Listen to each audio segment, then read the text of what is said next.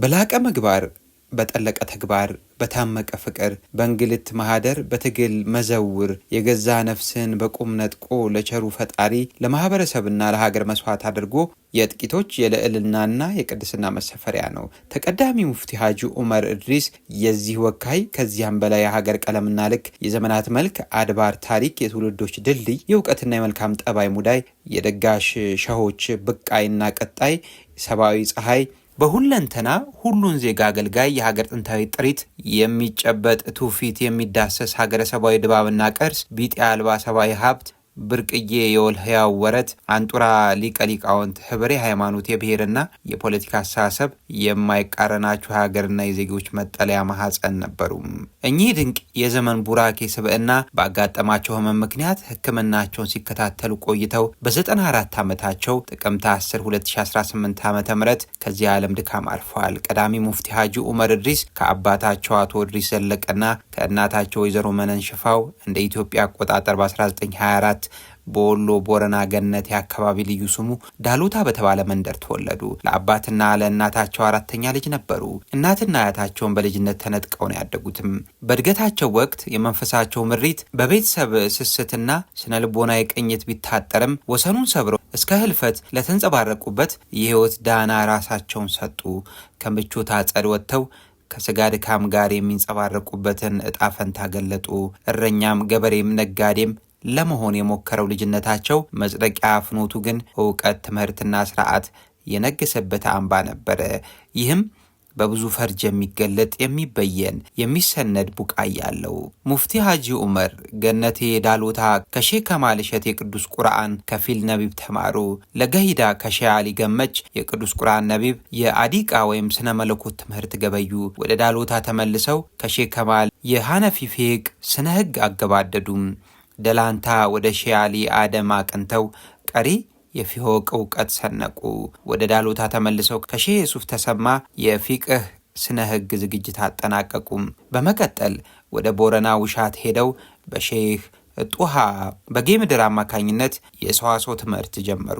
ወደ ከቱ አመርተው በአብይ የዘርፉ መምህራቸው በሼህ አብዲል ሐሚድ በሽር አጠናቀቁ።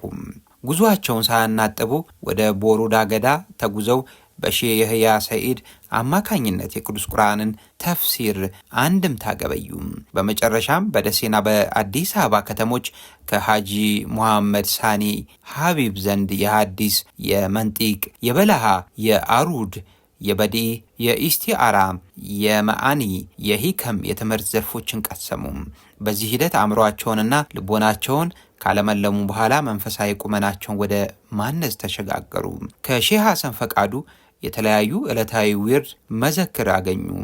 እንደ አብራሄ በሚቆጥራቸውና በ9ኛ ኢትዮጵያ አሊሞች ሊቀ ሊቃውንት የበላይ ጠባቂ በሳልሳዊ ዳኒ ሼህ ሙሐመድ ዘይን በኩልም የአስካር የህልዋ ጽሞናና ተመስጦ ሙሉ ፈቃድ ወረሱም። በሼህ አህመድ ኑር አበል ጀማል ጅማ አማካኝነት ቋሚ ተጨማሪ የዚክር ወረት የማካተት ዕድል አገኙ። በሼህ መሐመድ ኮሪብ እንዲሁም በየመናዊው በሼህ ሰይድ አህመድ አሊ የመኒ አማካኝነት መንፈሳዊና መለኮታዊ ቅዱስ ንባቦችን ለመከወን የሚያስችል ችሎታም አገኙ። ይህ ሂደት በ13 መምህራን ድጋፍ በ35 ተከታታይ ዓመታትና የሙሉ ጊዜ ጥረት ተጠናቀቀ።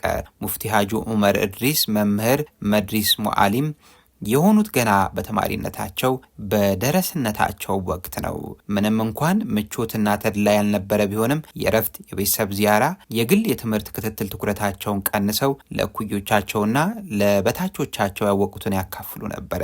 በዳሎታ፣ በደላንታ፣ በከቶ የእውቀት ማዕከላት የከፍተኛ ደረሳ ማዕረግ አግኝተው በርካታ አሊሞችን ማስተማር ችለዋል። በእውቀት መምህራቸው ተገምገመው ተመጣጣኝ የትምህርት ቁመና ሲያገኙም በ1958፣ በ1959፣ በ1960 ከ3 መምህሮቻቸው የመምህርነት ፈቃድ አገኙ።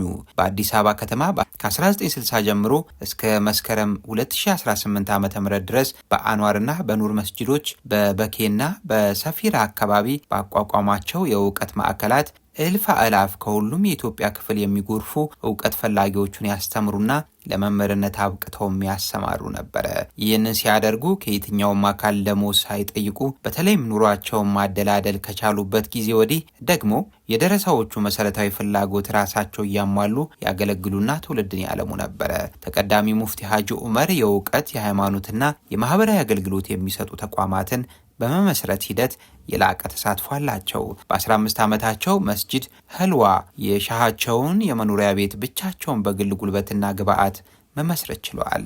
ከዚያም ወዲህ እስከ ህልፈታቸው ወቅት በአዲስ አበባ 9 መስጊዶችን፣ በገጠሩ የኢትዮጵያ ክፍሎች በመቶዎች የሚቆጠሩ በርካታ የእውቀትና የአምልኮ ተቋማትን በቀጥታና በሙሉ ድጋፍ እንዲሁም በማስተባበር መስርተዋል። በ1967 የኢትዮጵያ ሙስሊሞች ጠቅላይ ምክር ቤት ሲቋቋም ከቀዳማዊ አባት መካከል በመሆን በተቋም ግንባታው ሂደት እስከ 2014 ዓ.ም ድረስ ደማቅ አሻራ አስቀምጠዋል። ለተቋሙ ህጋዊ ተክለ ሰውነት በማጎናጸፍ ጥረት ውስጥም የጎላ ስኬት አስመዝግበዋል። የኢስላማዊ ባንክ ሚዲያዎችንና የበጎ አድራጎት ድርጅቶች እንዲመሰረቱ ብሎም እንዲስፋፉ በማበረታታት ተጠቃሽ ናቸው። ሙፍቲ ሀጂ ዑመር በደረሳነታቸው ወቅት በተለያዩ እውቀት ማዕከላት ለረጅም ጊዜያት አሞጣይ ወይም ማስጠኝ ሆነው ደረሳዎችና የእውቀት ማዕከላትን መርተዋል፣ አስተዳድረዋል። በ1959 ወደ አዲስ አበባ ካቀኑበት ጊዜ ወዲህ ደግሞ ከ1960 ጀምሮ በኑር መስጂድ ለ16 ዓመታት በምክትልነትና ለ3 ዓመታት በዋና ኢማምነት፣ በ1967 የቀዳሚው የእስልምና ጉዳይ ጠቅላይ ምክር ቤት መስራች አባል፣ የቀዳሚው የኢትዮጵያ አሊሞች ጉባኤ ሰብሳቢ፣ የቀዳሚው የኢትዮጵያ አሊሞች የፈትዋ ኮሚቴ መስራችና አባል፣ የሀገር አቀፍ የዑለማ ጉባኤ ሰብሳቢና ሙፍቲ የነበሩ ሲሆን በዚህ ወቅት በ11 ዓመታት ውስጥም በ58 የኢትዮጵያ ከተሞች ተዘዋዙረው በሙስሊሞች መካከል እንዲሁም በሙስሊሞችና በሌሎች ወገኖች መካከል ከ130 በላይ ለቅራኔና ለግጭት የጋበዙ አጀንዳዎችን እልባት መስጠት ችለዋል።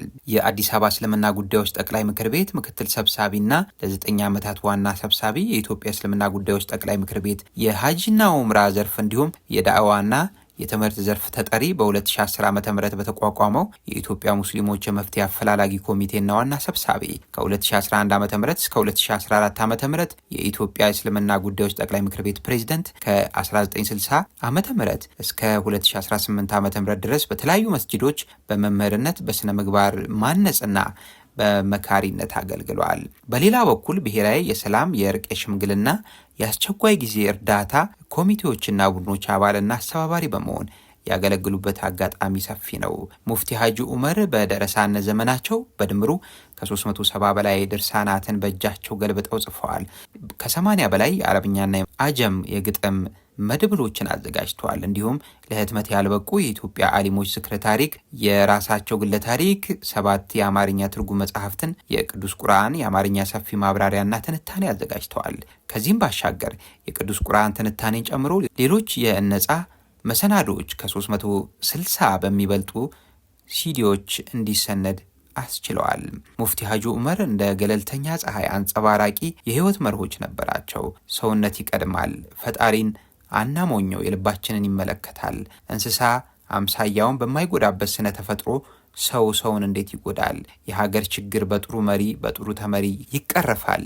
ሰውን የሚጠቅመው ወይም የሚጎዳው ዘሩ ሳይሆን ስራው ነው። አንድነት ይበጃል፣ መተባበር ይጠቅማል። ሳይርበን አንበላም፣ ስንበላም እስክንጠግብ አንመገብም የሚሉና በቀላሉ እዝነ ህሊናን ዘልቀው ሰርነ ልቦናን ጥሰው የሚቆጣጠሩ የህይወት መርህ ነበራቸው።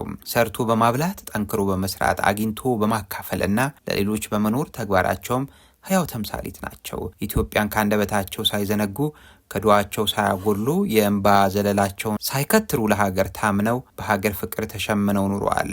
በአድዋ የተሰዉ አጎቶቻቸውን አርበኛ ፋርስ ቱፋን በክብር ኩራት ከማመስገን ጀምሮ በታላቁ የህዳሴ ግድብ ዙሪያ ከግብፃውያን አቻ ሊቀ ሊቃውንት ጋር በአደባባይ እስከ መሟገት የሚወሳ ተጨባጭ በረከት አላቸው። በአስቸጋሪ ወቅቶች ለሁሉም ኢትዮጵያን የሚበጃ አቅጣጫ በመስጠት መንፈሳዊ ግሳጼና ለበጎ ስራ ቡራኬ በመለገስ ለሀገር ሽግግር እንዲሁም መረጋጋት ንጹህ ድርሻ አላቸው።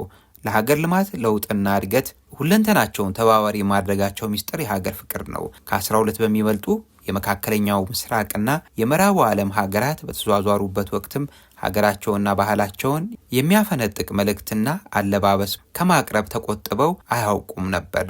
አዲሱን ትውልድ ሀገሩን እንዲያፈቅር፣ ሁሉም ዜጋ ለሀገሩ እንዲተባበር ከመምከር የታቀቡበት ጊዜ አልነበረም።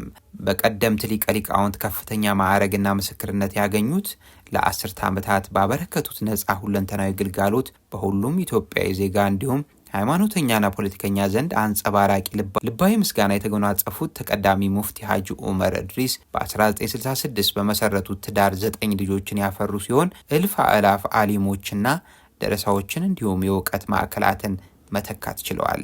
ተቀዳሚ ሙፍቲ ሀጂ ዑመር እድሪስ በእግራቸው ተጉዘው ያከናወኑትን ጨምሮ 40 ጊዜ የሀጂ ስነ ስርዓት አከናውነዋል። እስከ መስከረም 2018 ዓ.ም ድረስ አካላዊ፣ አእምሯዊ፣ መንፈሳዊ ንቃታቸው እጅግም የተሟላ ነበረ። ከሳምንቶች በፊት ባጋጠማቸው ድንገተኛ ህመም ምክንያት የሕክምና ክትትል ሲያደርጉ ቆይተው ጥቅምት 10 2018 ዓ.ም ከዚህ ዓለም አርፈዋል። አላህ የጀነት ያድርጓቸው። ህዝበ ሙስሊሙም አራይቱ ፊታቸውን ያስቀጥላል። የሀገር መሪዎች፣ የሃይማኖት አባቶች፣ ሙፍቲና መሰሎቻቸው የደከሙለትን ሰው ተኮር እሴት የዘወትር መመሪያ አድርገው መንፈሳዊ መሪያቸውን ያስተውሉ። ለሀገር ሰላምና እድገት የመንፈሳዊ መሪዎች አራያነት ይቀጥላል። ሰላምና ፍቅር ለሁሉም ይስፈን።